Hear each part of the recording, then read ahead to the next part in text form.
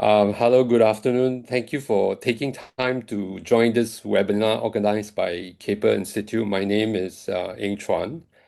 I'm excited to have Catalina here with us to chat and help us un understand couples therapy. Let me introduce Catalina.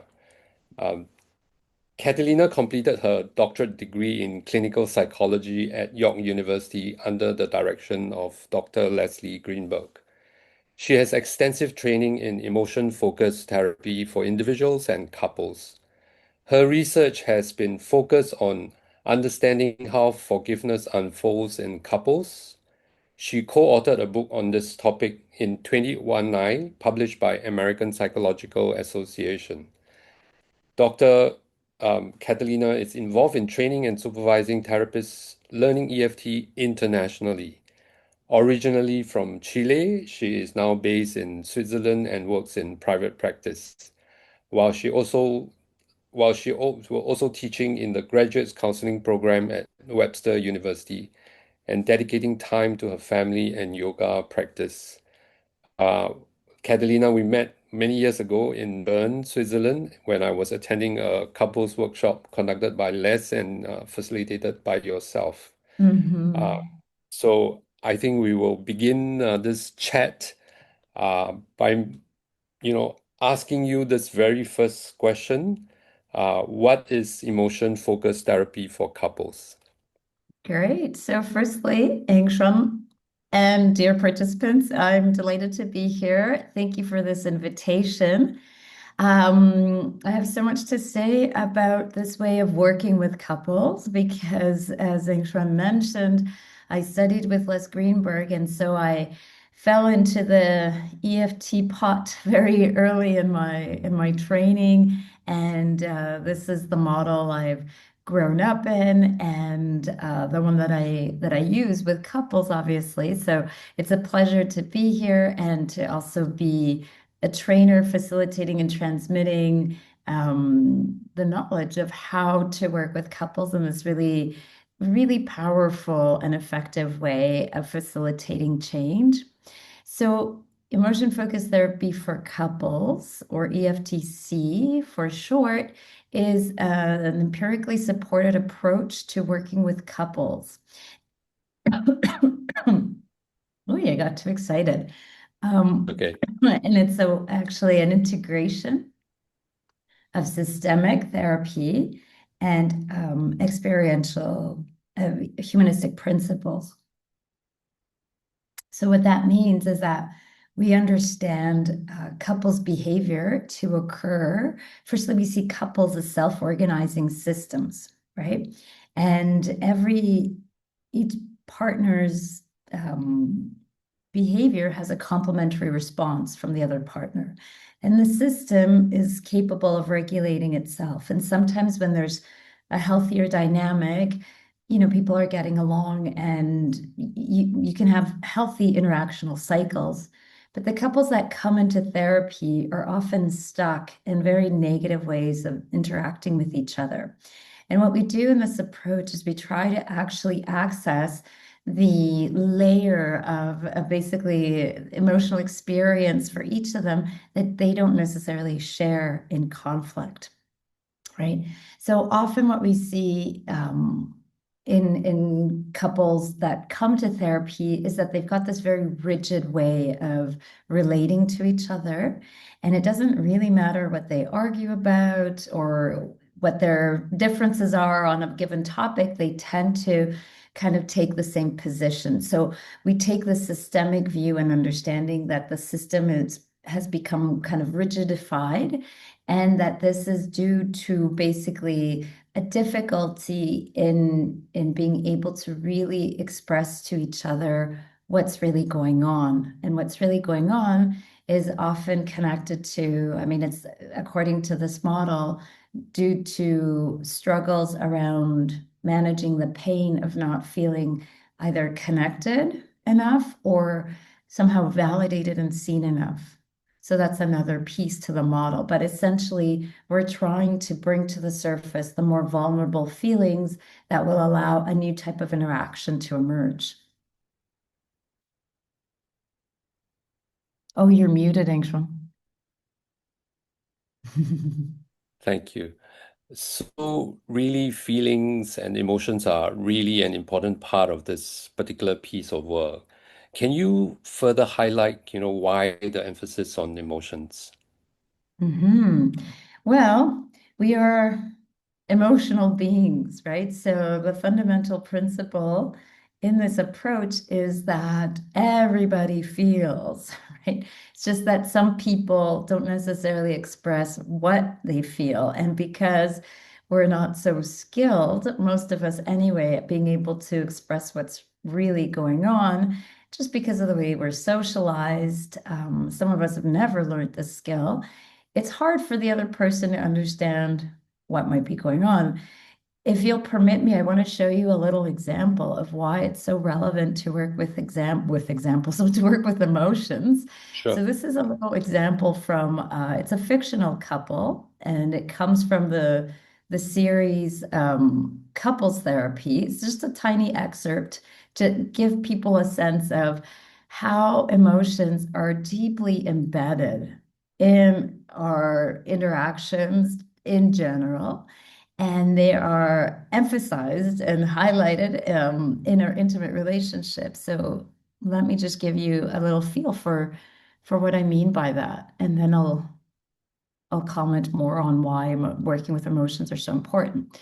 All right, so her feelings, she communicates in a more effective way. But whenever we try to do it on our own, it's completely different.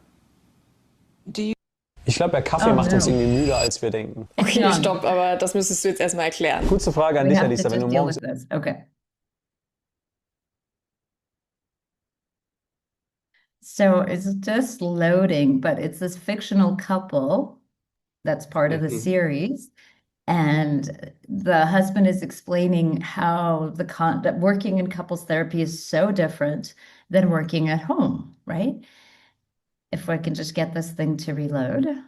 Yep. Let me see, one sec. Okay, give me a sec because I think it's reloading, and rather than having you just see all of that. Okay, here it is. So I'm gonna give it a second. Okay, and then I'm gonna share it again.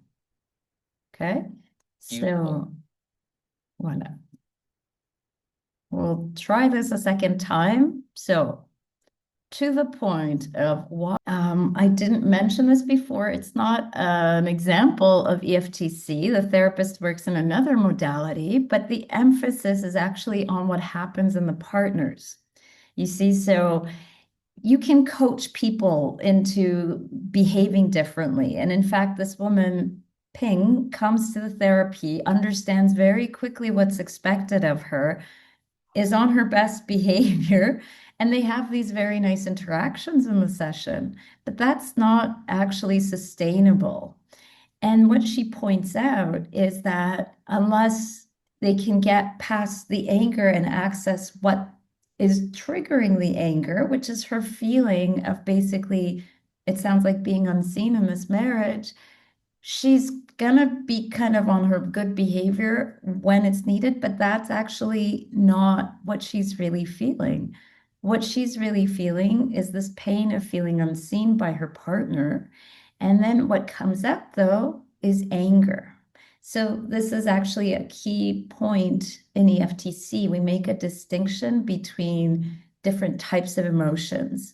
And when people are in conflict, they tend to just show secondary emotion.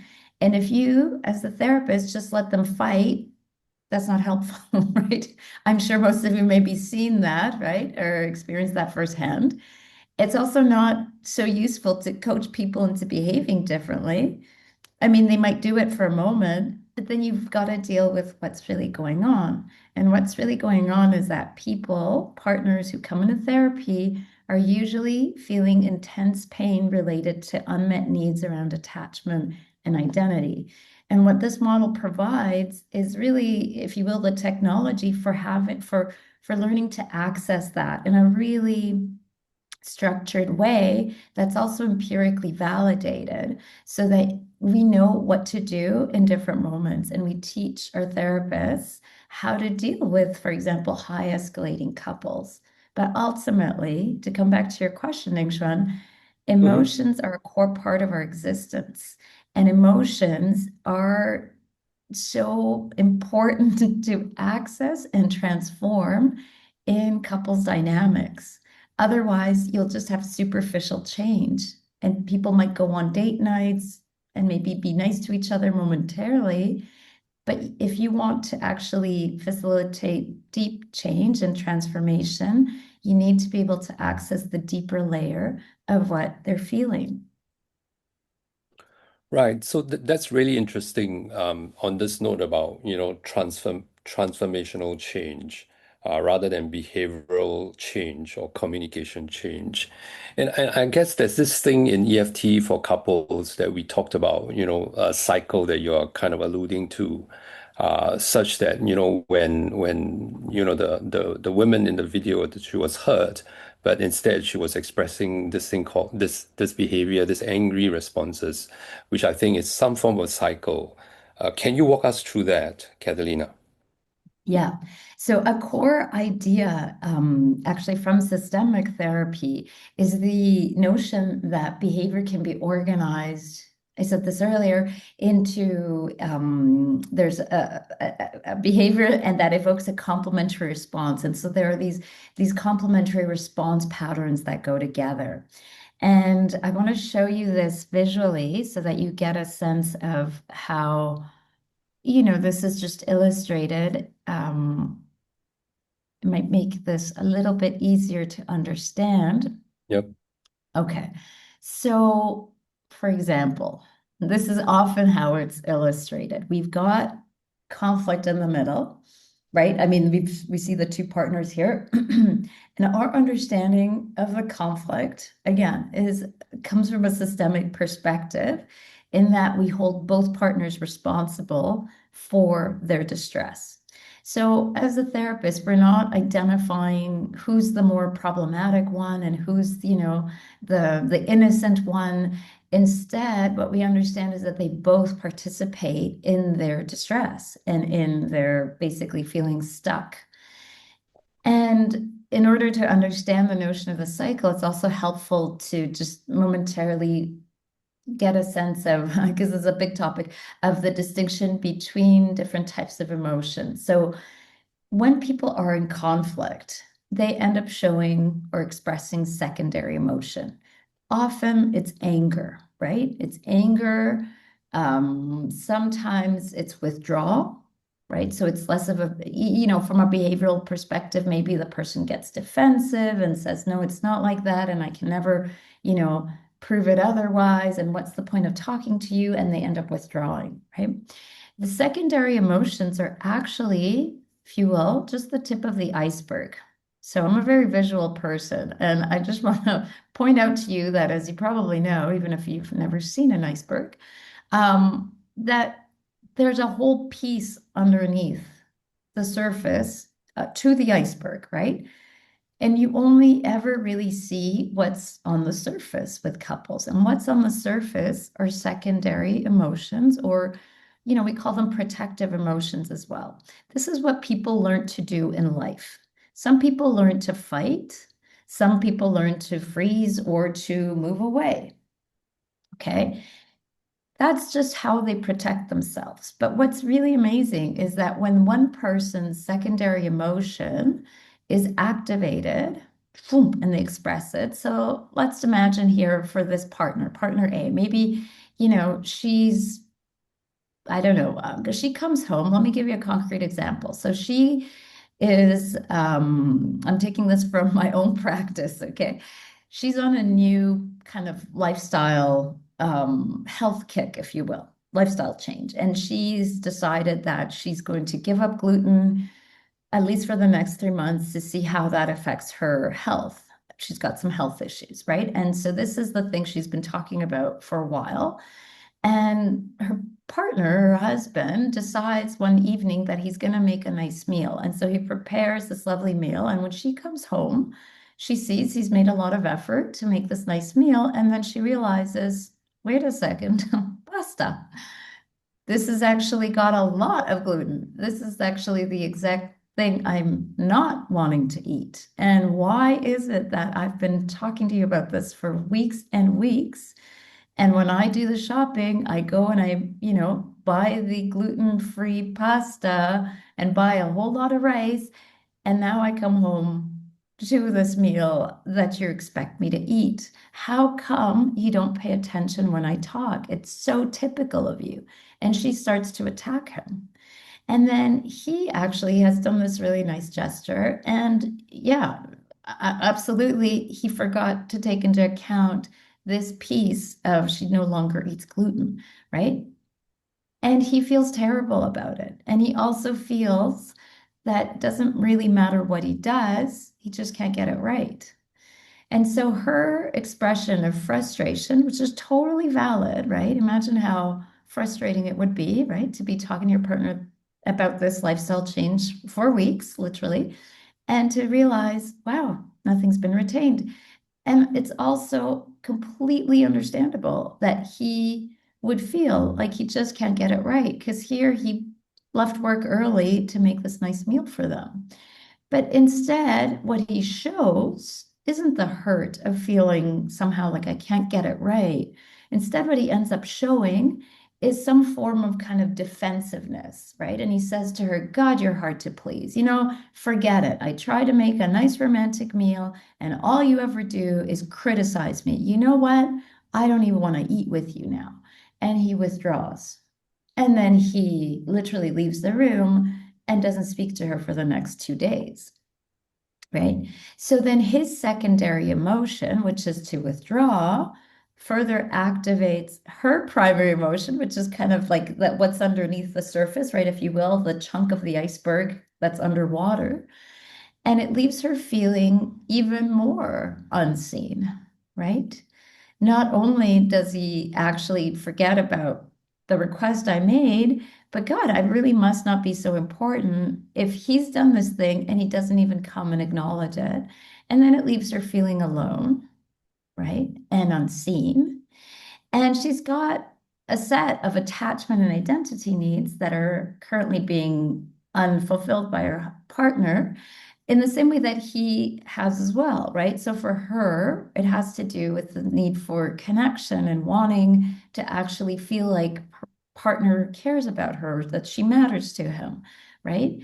And when that is unfulfilled, it's extremely painful, but she doesn't necessarily say that. She shows anger, right? And the more anger she shows, the more, if we come over here, inadequate he feels, hopeless and helpless he gets, and the more he pulls away from her. But actually, he's also needing a sense of recognition and validation. So this is a typical description of a couple's cycle.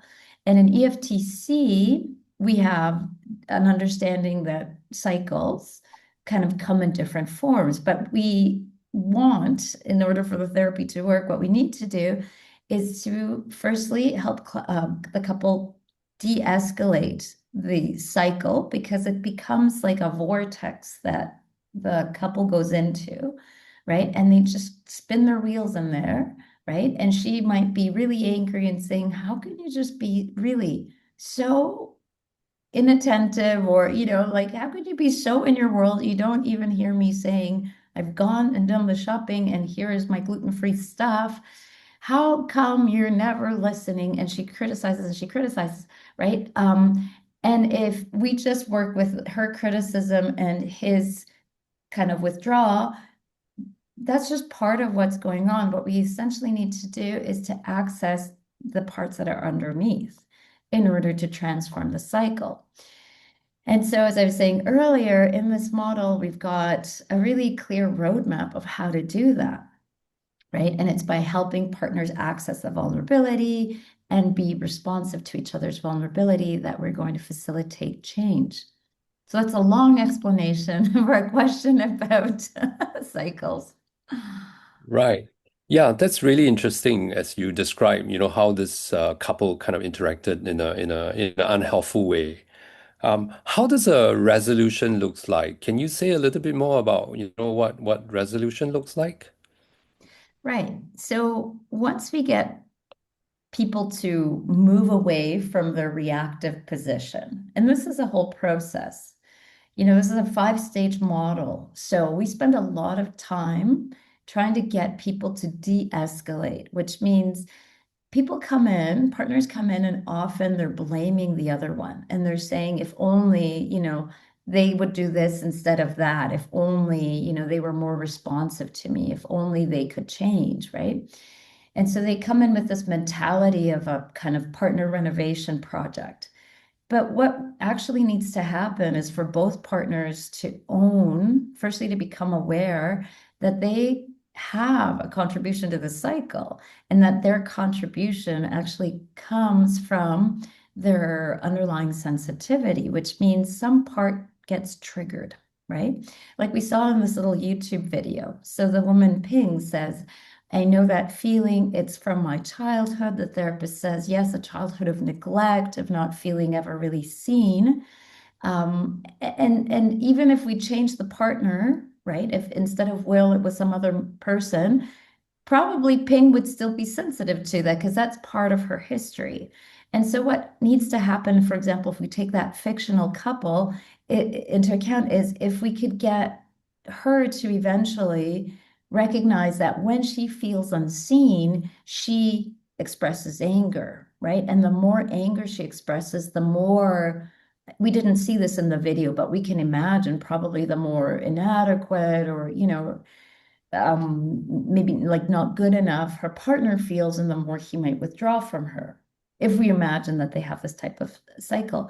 And so resolution would involve both partners being able to recognize, firstly, I have this sensitivity in me, and when it gets triggered, I do X, and the other one says, and I do Y, right? And when we do that, we actually make everything worse. One of the key ideas in this approach, and it's taken also from a systemic perspective, is that the attempted solution that both partners take to trying to get their attachment and identity needs met by the other partner becomes the solution, right? And so if we can imagine, probably, the husband, again, this fictional couple. So he says to the therapist, gosh, she's so angry and she's so explosive. And maybe at home he says to her, you're unbearable and your anger is such a problem and I don't want to speak to you. And the more he's basically telling her it's not okay to be this way, right? The more invalidated she feels, and the more likely she feels to be she'll feel unseen, and therefore she'll get angry again. If they can both actually get to a place where they express the vulnerability that they each carry, like how hard it is to feel, maybe for her, like, unseen, not special enough, right?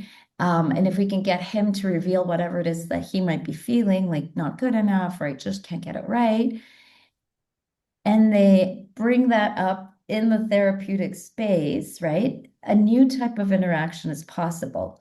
And so resolution requires both partners revealing vulnerability and responding to each other's vulnerability. So this is super important. So sometimes one person will be more vulnerable and open, and the other one might not respond in an adequate, compassionate way, so to speak. And so we have to work on that. And the idea is that for resolution to occur, we need both vulnerability and responsiveness to vulnerability. Right, right. So these are really two important ingredients for the transformational change that you were talking about Exactly, earlier. exactly. Right, Yeah. right. So that's really powerful to bring out the underlying vulnerability, that part that it's hurting, that hasn't found a way to be expressed in that sense. And it's through this process of facilitating that underlying vulnerability to be expressed and responded to. And that's how transformation would come about. Right, right. Yeah, yeah. So I want to move on to the next question, which is a little bit more contextual in the sense. Perhaps, can you tell us a little bit of the history of the origin and the evolution of this particular modality? Of course, yes. Let me pull up a slide so that it's a little bit maybe more interesting than just hearing me speak. Okay, so originally, oops, what did I do? Here. Okay. So this approach was actually developed by Les Greenberg and Sue Johnson back in 1988. And it's been a whole process of the evolution and development because the first text, oh, and I don't have the photo there. I'll show it to you because I've got it right here. So this book is called Emotionally Focused Therapy for Couples, and it came out in 1988, right? And this actually originally was inspired by the work that Les Greenberg did in his individual work in Gestalt therapy and his interest in trying to understand the resolution of what in Gestalt therapy is often referred to as the top dog underdog struggle. And he realized, then for people more familiar with individual EFT, this is basically some form of a conflict split, so a self-critical split or unfinished business, but you've got two parts of the self in conflict with each other. And he realized this actually looks a lot like a couple's, a couple in conflict. And he was at the University of British Columbia, very interested in how to work with couples as well, because he was trained in systemic therapy. And with his then doctoral student, Sue Johnson, they embarked on basically this journey together of trying to conceptualize what might couples conflict look like through the lens of emotion and also attachment. And out of that came this book that I just showed you that I just showed you with the blue cover. And over time, though, Sue Johnson became very attached to the original conceptualization, which has to do with attachment, right? And the premise being that people are in conflict because there are unmet attachment needs. In 2008, Les Greenberg with Rhonda Goldman published this book that's here. Anyway, here's a photo of this other version of EFT-C, if you will, that revolutionized the original thinking because it talks about not just attachment as being a predominant kind of need in the context of couples, but they talk also about attachment, identity, and attraction. So the original conceptualization is really further elaborated by them in this book. And very shortly, probably next year, we're going to have a second edition to this book, which is even more, there are more developments and in terms of just the theory around how we understand couples conflict. But what's important is that from a clinical perspective, the interventions that are used, like the key interventions that are used by the Johnson camp and the Greenberg and Goldman camp, because at some point they kind of drifted off. And Sue Johnson went on to have a very successful career, and it was really phenomenal in terms of the transmission and popularity that she brought to EFT-C.